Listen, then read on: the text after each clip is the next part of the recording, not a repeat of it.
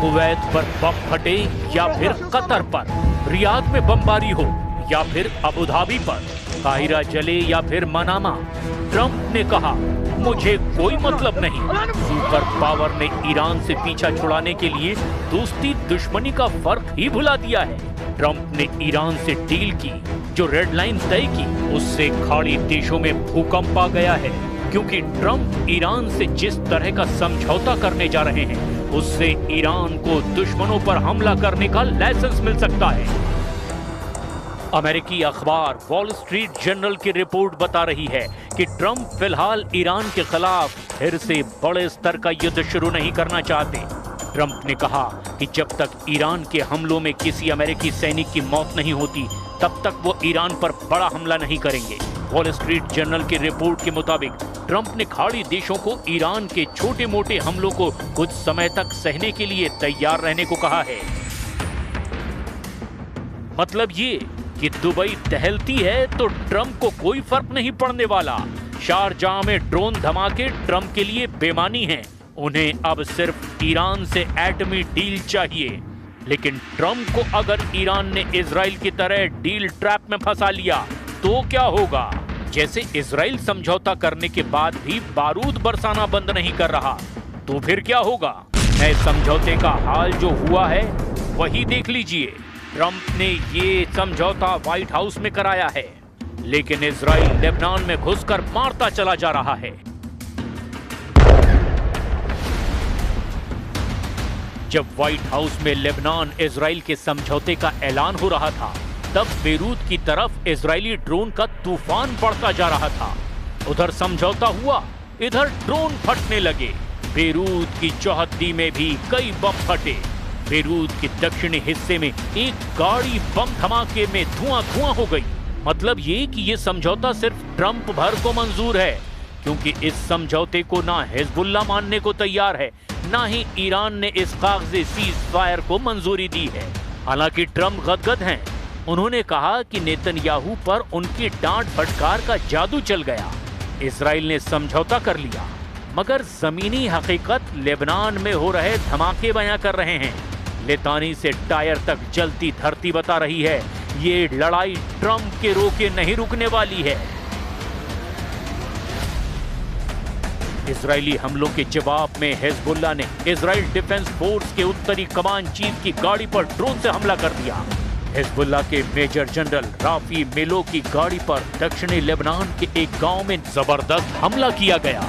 Major general पर हमले के बाद पता चला कि हिजबुल्लाह ने अब आईडीएफ के टॉप ऑफिसर को टारगेट पर ले लिया है। हिजबुल्लाह चीफ ने लेबनान इजराइल सीज फायर को तवज्जो ही नहीं दी है। यानी हिजबुल्लाह वही करेगा जो ईरान कहेगा। जो नया समझौता हुआ उसकी डिटेल ने ईरान को बौखलाने की कई वजह दे दी है। लेबनान इजराइल समझौते में ज्यादातर बातें नेतन्याहू के मन मुताबिक रखी गई हैं। अमेरिका की मध्यस्थता में चौथे दौर की बातचीत के बाद लेबनान इजराइल ने सीज फायर लागू करने पर सहमति जताई है, जिसमें दोनों देशों ने लेबनान के अंदर कुछ सिक्योरिटी जोन बनाने का फैसला किया है। इन इलाकों में हिजबुल्लाह के लड़ाकों को एंट्री नहीं दी जाएगी।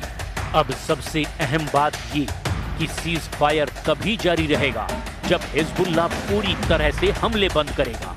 इतना ही नहीं, लड़ाका ग्रुप को लितानी नदी के दक्षिणी इलाके से अपने सभी फाइटर हटाने भी होंगे। दोनों देशों ने ये भी कहा कि लेबनान का भविष्य सिर्फ उसकी अपनी सरकार और इजराइल की सरकार तय करेगी, न कि हिजबुल्लाह जैसे लड़ाका ग्रुप। लेबनान इजराइल के समझौते के बाद दिए बयान में अमेरिकी स्टेट डिपार्टमेंट के चीफ ऑफ स्टाफ ने ईरान पर जमकर निशाना साधा।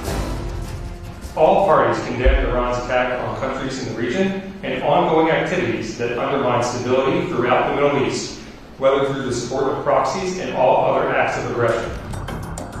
ईरान पर अमेरिका में हुई बयानबाजी से तेहरान के तेवर तीखे हो गए हैं। विदेश मंत्री अब्बास अराक्ची ने धमकी दी कि अगर बेरूत पर इजराइल ने हमला किया तो जवाब ईरान देगा। लेबनान के अल मायादीन टीवी से बातचीत करते हुए अराक्ची ने बताया कि इजराइल के बेरूत पर हमला करने की धमकी के बाद ईरान ने पलटवार का फैसला किया है। अराक्ची ने दावा किया कि IRGC अलर्ट पर है, जैसे ही अमेरिकी हमलों का मुंहतोड़ जवाब दिया गया, वैसे ही अब इजराइल को दहलाया जाएगा। पूर्व सुप्रीम लीडर अली खामनेई के अंतिम संस्कार के कार्यक्रम में अमेरिका इजराइल को धमकी दी गई है। दुश्मन खबीस हाल के दर मसाफ با فرزندان دلاور شما در نیروهای مسلح دچار شکست شده و به خصوص به خاطر مواجهه با ضربه قاطع ट्रंप और नेतन्याहू की कोशिश लेबनान को हिजबुल्लाह और ईरान से अलग थलग करने की है, लेकिन लेबनान में हिजबुल्लाह की जड़ें इतनी गहरी है कि उसे उखाड़ फेंकना कतई आसान नहीं है। क्या इसीलिए ट्रंप फोर्स ने बंकर बस्टर बम को अपग्रेड कर लिया है? अमेरिकी वायुसेना GBU-57 बंकर बस्टर बम का नया वर्जन जल्द लॉन्च करने वाली है। अमेरिका ने नए बंकर बस्टर बम को आधिकारिक तौर पर GBU-76B नाम दिया है। अमेरिका की वायुसेना ने जून 2025 में ऑपरेशन मिडनाइट हैमर हमले में ईरान के अमेरिकी अड्डों पर 14 MOP के बंकर बस्टर बम गिराए थे। एक्सपर्ट्स के मुताबिक नया GBU-76B पुराने GBU-57 MOP के मुकाबले बहुत ज्यादा विनाशकारी है। नए बंकर बस्टर में द ऑफ स्ट्राइक के लिए एक रॉकेट बूस्टर लगाया गया है। नए बम का सिर्फ वॉरहेड यानी विस्फोटक हिस्सा ही करीब 22,000 पाउंड यानी 10,000 किलोग्राम का है। नए GBU-76B को इस तरह डिजाइन किया गया है कि इसे अमेरिका के B-21 रेडर स्टेल्थ बॉम्बर में लोड किया जा सके।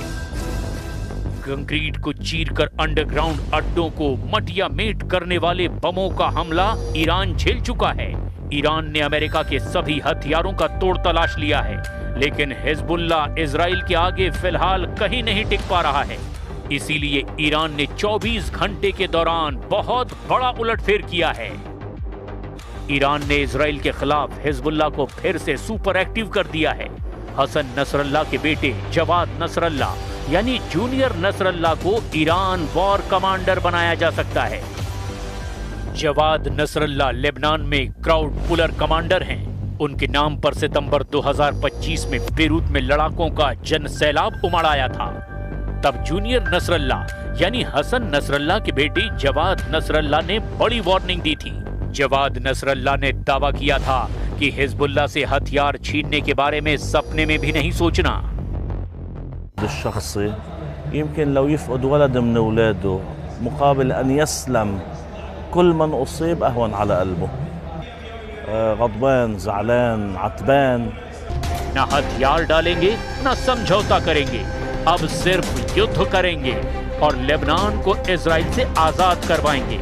हिजबुल्लाह ने ये नेतन्याहू को 3 वार्निंग देकर इजराइल के सामने युद्ध के अलावा कोई विकल्प नहीं छोड़ा है। السلاح الذي أعزنا لن نتخلى عنه، والسلاح الذي يحمينا من عدونا لن نتخلى عنه. لن نترك إسرائيل تسرح وتمرح في بلدنا وتقتل المقاومين وتصادر الجنود। अचानक इजराइल के सामने 4 बड़े फ्रंट एक्टिव हो गए हैं। पहला फ्रंट गाजा, जहां 100% कब्जा नेतन्याहू का अटल इरादा है। दूसरा फ्रंट यमन, जहां से लगातार इजराइल पर बैलिस्टिक मिसाइल फायर की जा रही है। तीसरा फ्रंट ईरान की लीडरशिप ने साफ कर दिया है कि युद्ध विराम का अब कोई मतलब नहीं रहा। इजराइल से तनाव बहुत ज्यादा बढ़ चुका है। और चौथा फ्रंट है लेबनान, जहां इजराइल चाहता है कि हिजबुल्लाह हथियार डाल दे, लेकिन हिजबुल्लाह का इरादा युद्ध का है। वो जानता है कि दक्षिण लेबनान में इजराइल का ग्राउंड ऑपरेशन फेल साबित हुआ और हिजबुल्लाह ने लेबनान की सरकार को अल्टीमेटम जारी कर दिया है। أخرجوا العدو من أرضنا وأوقفوا العدوان وأفرجوا عن الأسرى وابدأوا الإعمار. هذه خريطة الطريق. ثم بعد ذلك تعالوا إلى الاستراتيجية الدفاعية. नेतन्याहू के सामने हिजबुल्लाह और हमास को खत्म करने वाला चैलेंज अब भी खत्म नहीं हुआ है। गाजा में हमास को लेकर अपने युद्ध को नेतन्याहू उस अंजाम तक पहुंचाना चाहते हैं जहां इस संगठन का एक एक लड़ाका खत्म कर दिया जाए। लेकिन टैंक ऑपरेशन के साथ साथ हजारों टनों की बमबारी के बावजूद नेतन्याहू इसमें कामयाब नहीं हुए हैं। हमास की लीडरशिप भले ही खत्म हो चुकी है, लेकिन वो 700 दिन से ज्यादा वक्त के इस युद्ध में हमास का पूरी तरह नाश नहीं कर पाए। ऐसे में लेबनान से आ रही जूनियर नसरल्लाह की वार्निंग के बाद नेतन्याहू के सामने नया फ्रंट फिर से खुल चुका है।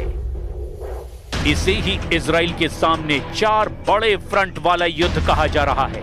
इसमें गाजा फ्रंट भी है, ईरान का फ्रंट भी है, लेबनान में हिजबुल्लाह से नए युद्ध का खतरा भी है और यमन के साथ लॉन्ग रेंज वाली लड़ाई भी बड़ी चुनौती बनकर उभर रही है।